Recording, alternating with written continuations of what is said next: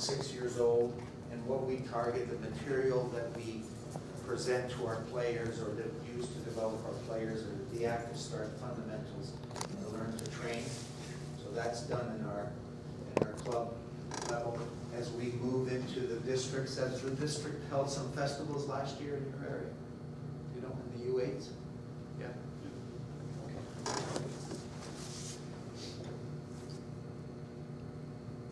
Soccer for Life basically is the older categories.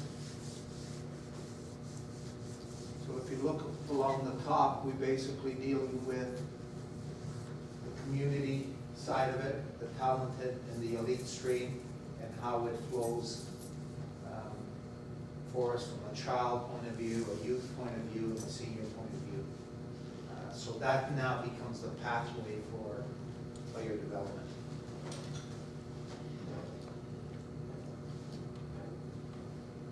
So again, club development plan, Ontario Player Development League, research, and so on.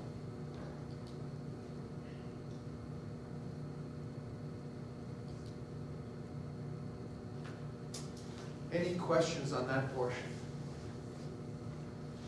Any questions about developing the younger player, the philosophy, combining, not being so soccer or sports specific at the younger age groups, just allowing the freedom of players? How do you feel about no scores, no standings?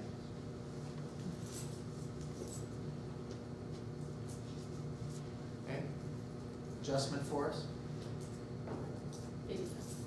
Yeah. Kids keep scoring. They do, and keep playing. My granddaughter thought she wanted the game, so. Yeah, is that right? How old is she? 9, just turned 9. She was convinced. Yeah.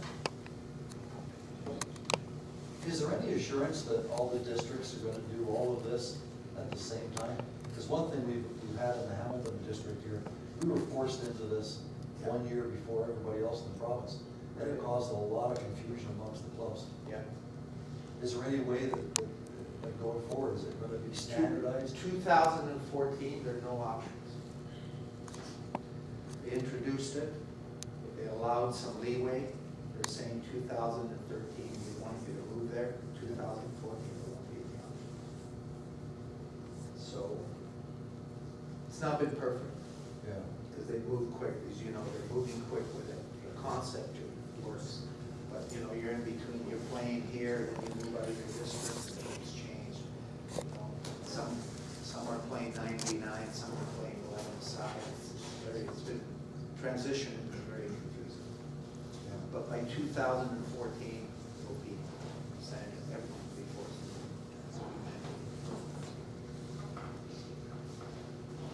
Okay. Ontario Player Development League is the elite league. It'll affect a smaller portion of our players, but really the elite players that we're looking at. Okay.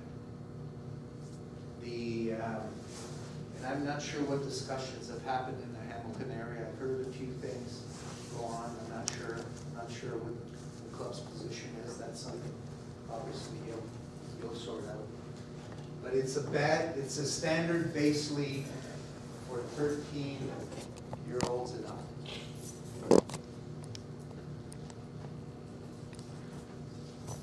It's an environment that's about developing at the elite level, a 12-month program, training regimes of 3 to 4 trainings per game. All the coaches that are coaching these teams will be a CSA National B licensed coach. Part of the criteria of the clubs that get involved in this will mean they'll have to have trainers, they'll have to deal with nutrition, they'll have to deal with the proper development of the player from 13 and up. What we're really talking about here is almost moving into a professional type structure for the elite player on a more consistent basis than it has been. Okay, so that'll be something done at a different level.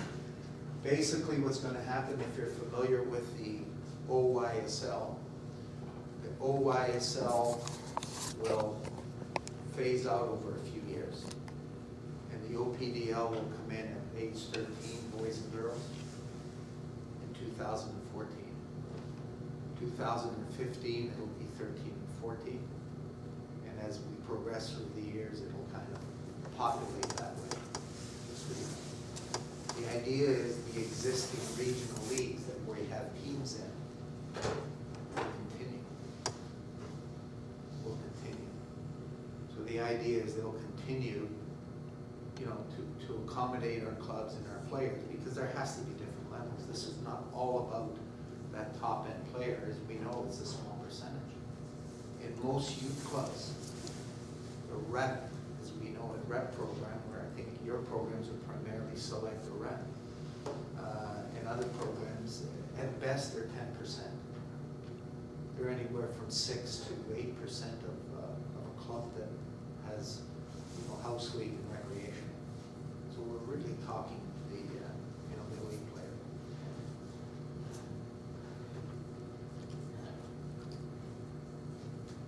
No promotion and relegation in that league. Once you get league status as a club, you have it for 2 years. So it's like a franchise. So you have it for 2 years, the entire club, not the team, right? Because OYSL has been a little different.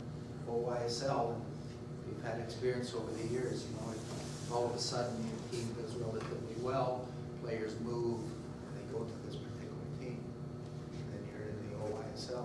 If your team doesn't do so well, those players leave and go elsewhere, along with the parents. So the idea is really to get out of that, because it's not team-based, it's club-based. So if a club has status, then they have a commitment to deliver that program in the age groups that they qualify for. Okay.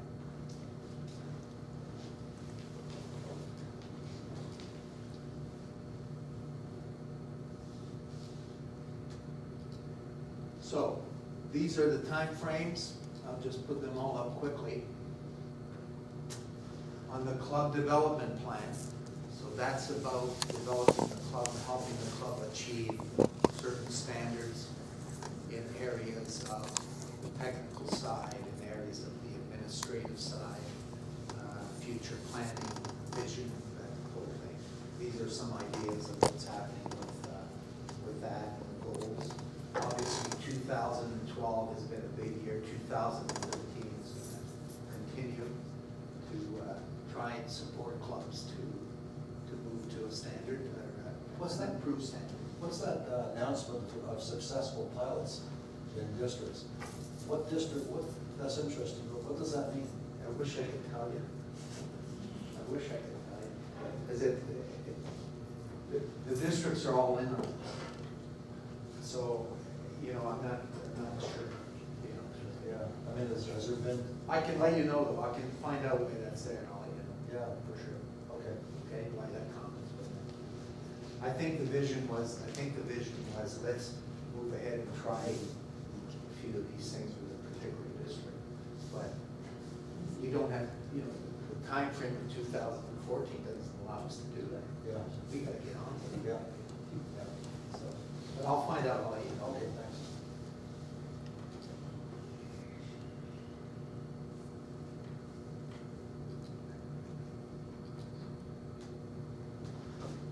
Okay, so obviously, you know, there's been research done on achieving these things and going forward. So competition review, what happens to the leagues with changes with the philosophy of not scores? Then you have a 12-year-old team. You don't have scores and standings. What league do you go into? Not simple. Has to all be determined.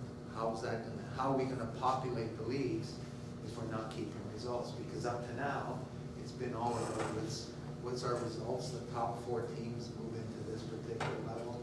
You know, let's say the L3 division, and then the other team, L4 division.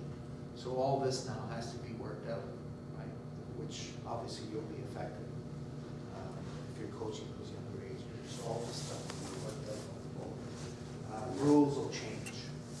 I can tell you, rules will become simpler, especially up to U12, because there isn't this trying to achieve where you're winning trophies all the time.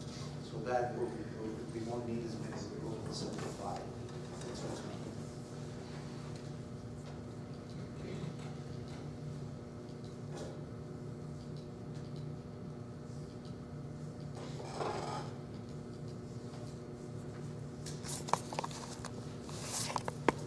So that's what's been going on the OPDL.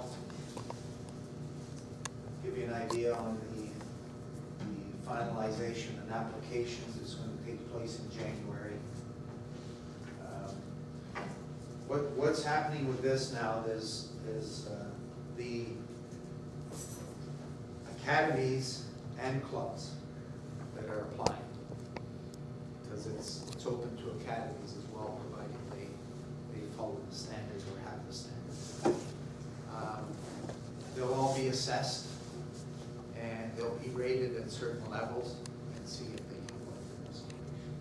So this is something that was established in the U.S., by the way. It's not a new concept. In the U.S., they reorganized their competitive